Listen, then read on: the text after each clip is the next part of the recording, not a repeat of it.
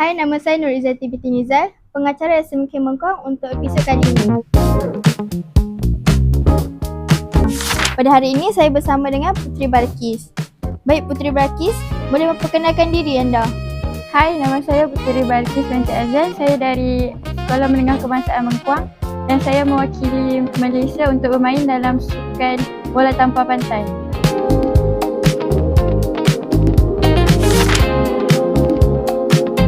Baik, jadi bagaimana pengalaman Puteri dekat sana? Saya rasa seronok sebab dapat ramai kawan. Lepas tu saya dapat tengok cara permainan skill dia pun berbeza-beza. Okay, jadi apa cabaran yang Puteri hadapi di sana semasa bertanding? Cabaran, semua pesaing nampak kuat. Saya rasa tersaing. Tapi itu membuatkan saya lebih bersemangat untuk lawan. Saya dapat memberikan semangat lah untuk lawan. Baik, itu sahaja. Jadi terima kasih. Kali ini kita bersama dengan Hafiz Daniel. Baik, Hafiz boleh memperkenalkan diri? Okay, nama saya Hafiz Daniel. Pangkat yang saya terperoleh adalah pangkat Sarjan KRS Hafiz Daniel.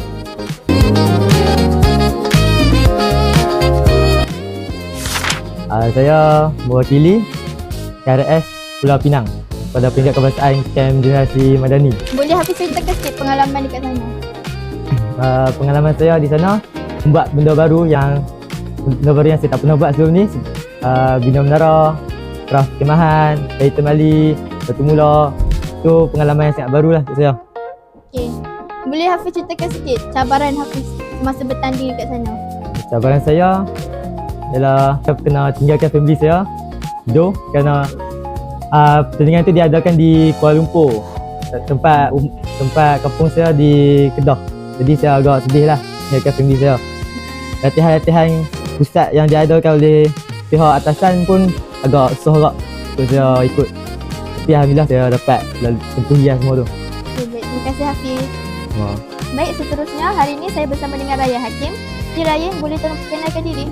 Assalamualaikum, nama saya Muhammad Raya Hakim Yusufuddin dari SMK Mengkuang.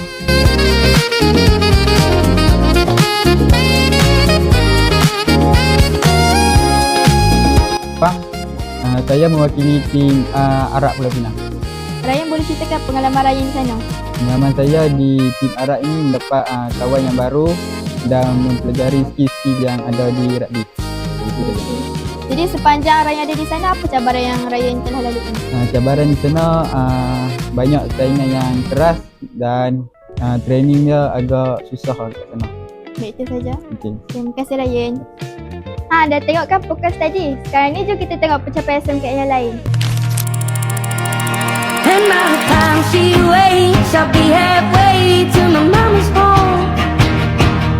It just dawned on me, life is as fleeting as it passes.